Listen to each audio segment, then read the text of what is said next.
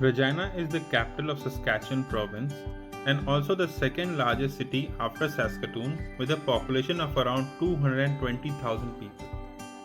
Located in the Canadian prairies, it's also called the Queen City in honor of Queen Victoria of the United Kingdom.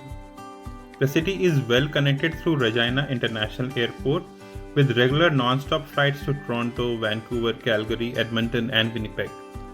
The city can also be reached by Trans-Canada Highway, which runs across Canada from Toronto to Vancouver. What I personally liked about the city, because of its relatively small size as compared to other bigger cities in Canada, the average commute time from home to office is just 20 minutes. Hey guys, welcome back to my channel. Wish you all a very healthy and a prosperous 2021. It's been 2 years since I moved to Regina in 2019 from the UAE. I was a complete stranger to the city and it took me some time to figure out things by myself. So I thought of preparing a video of top 10 things about Regina which will be useful for any immigrant and newcomer. So let's get started.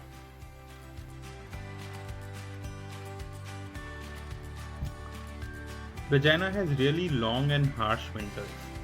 Temperatures can fall even below -40 degrees during winters, which are easily 6 to 7 months long from October to April. So if you are immigrating to this city from a warm country like India, Pakistan, Bangladesh, Philippines or Nigeria, I would recommend buying winter clothes from within Canada itself, which will protect you from the freezing temperatures here. Moreover, you won't find such kind of clothing in your home country.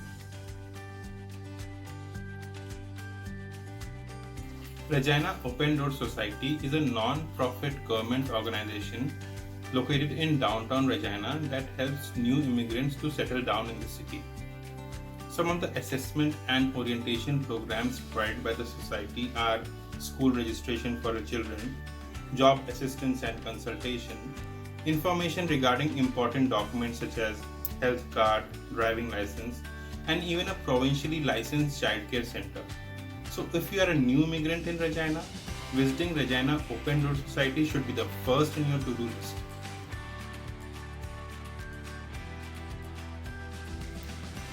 Most of the new immigrants prefer to live in South Regina, which has accommodation options in various budgets. You can find a 2-bedroom apartment in South Regina from $800 to $1,400 per month.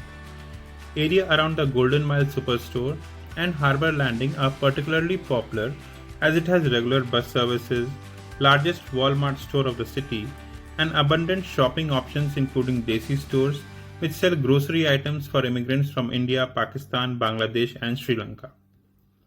In the coming years, East Regina has also become quite popular option as it's newly developed and also has good schools. The average rent of a 2-bedroom apartment in East Regina is between $1,100 to $1,400 per month. Most of the accommodation options accept leases for a minimum of 3 to 6 months. However, some apartment societies also accept month-on-month leases, which are very useful if you are still not sure where you will settle down. Regina, like any other city, has some bad neighborhoods as well. The north central part of the city is usually avoided because of a higher crime rate in that region. I have listed some of the apartment societies in the description box below, which might be useful for you.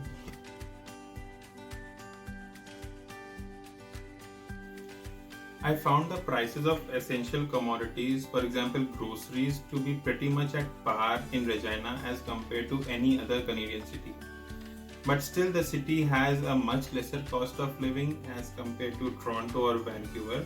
That's particularly because of lower rent.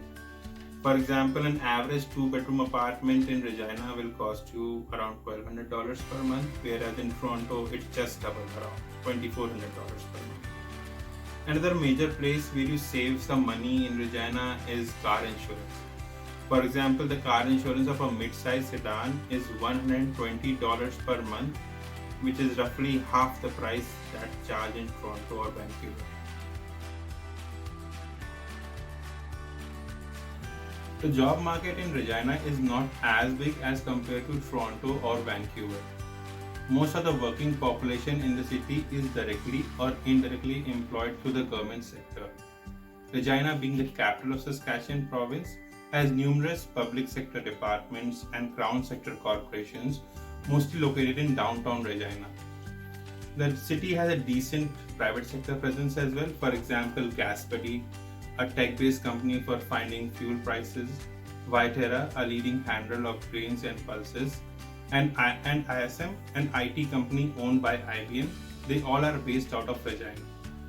This is one major plus point the city has from its twin city Saskatoon, where most of the opportunities are limited to the private sector.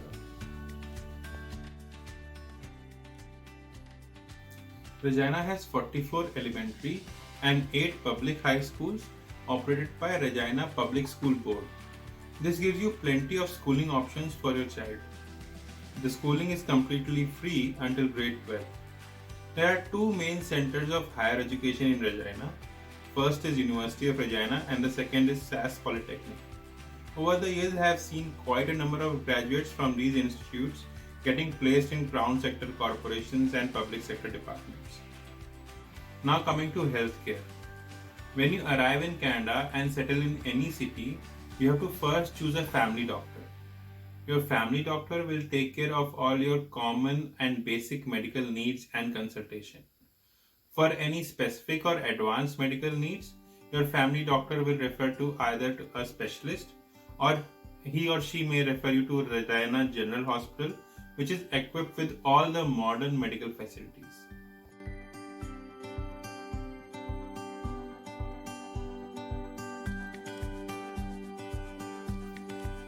Regina does not score well in public transport.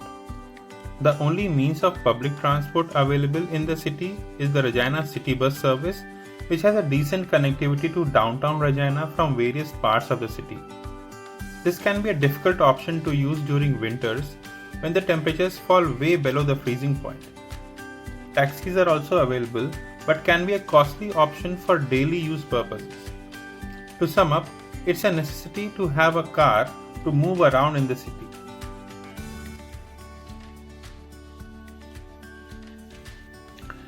You can get a motor vehicle driving license in Saskatchewan and Regina if you are at least 16 years old.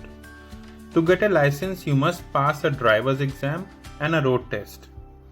If you pass the road test in your first attempt, you get an experienced class driver's license, which is equivalent to G driver's license of Ontario. If you pass your road test in more than one attempt, you get either a Novice 1 or Novice 2 driver's license, depending upon the number of attempts taken to pass the road test. You can drive a car with both Novice 2 and Novice 1 driver's license, but with some restrictions. This is one for the wish list. Regina doesn't boast of any major shopping, entertainment or dining options. The city just has two major malls, Cornwall Centre and Southland Mall, having some major retail brands such as H&M, Hudson Bay and Marks & Spencer. Southland Mall also has a Cineplex where you can go to catch out a latest movie. Downtown Regina doesn't have any bustling bars, pubs or retail stores, and the residents of the city mostly complain that the place literally becomes a ghost town after 5 p.m. But since I have stayed in the city for over 2 years, I was able to find some hidden gems. For example, you can go to O'Hanlon's and Birmingham's if you want to go with your friends for a drink. And during summers, you can visit the Wascana area, which has numerous parks and green spaces.